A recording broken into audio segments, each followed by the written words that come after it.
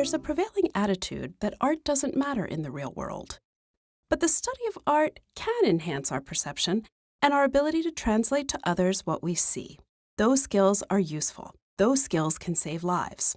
Doctors, nurses, and law enforcement agents can use painting, sculpture, and photography as tools to improve their visual acuity and communication skills, which are critical during investigations and emergencies. If you're treating an injury, investigating a crime scene, or trying to describe either of those things to a colleague, art can make you better at it. Here, imagine you're a seasoned cop or a dedicated doctor, but also imagine you're at a museum, and let's look at a painting. René Magritte's Time Transfixed of 1938 depicts a mysterious and complex interior that invites analysis not unlike that required of a patient's symptoms or the scene of a crime.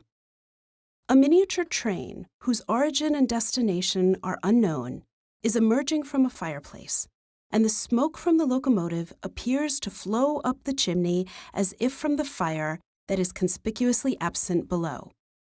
The eeriness of the scene is echoed in the empty living room, enhanced by wood-grain floors and decorative wall moldings to the right of the fireplace. Perched atop the mantelpiece are 2 candlesticks and a clock. Behind these objects is a large mirror that reveals an empty interior and only a partial reflection of the objects before it. The juxtaposition of the objects surrounding the moving train raises numerous questions for which there seem to be no apparent answers. Did I summarize the painting accurately or leave any details out? It's no big deal if you see something else in a painting. But what if we're both seasoned cops? I call you for backup, you show up, only to realize the 2 bank-robbing ninjas I'd mentioned were actually 6 bank-robbing ninjas with lasers.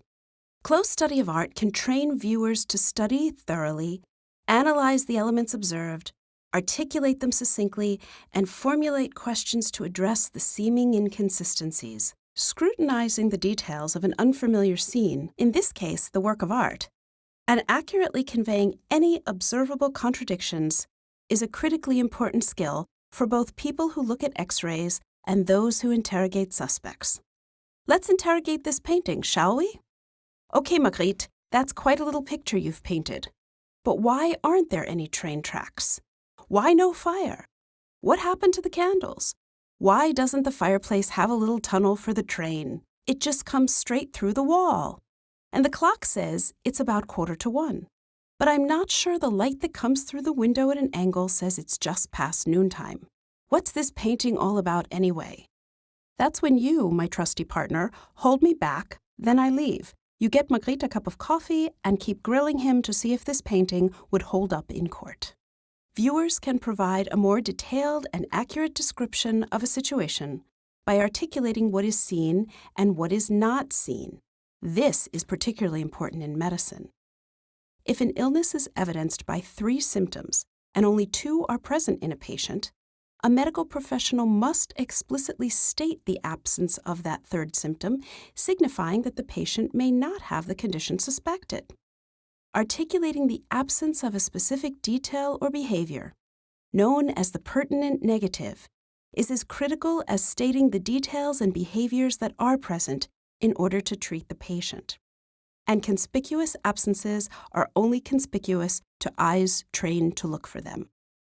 Art teaches professionals across a wide spectrum of fields not only how to ask more effective questions about what cannot be readily answered, but also, and more importantly, how to analyze complex real-world situations from a new and different perspective, ultimately solving difficult problems.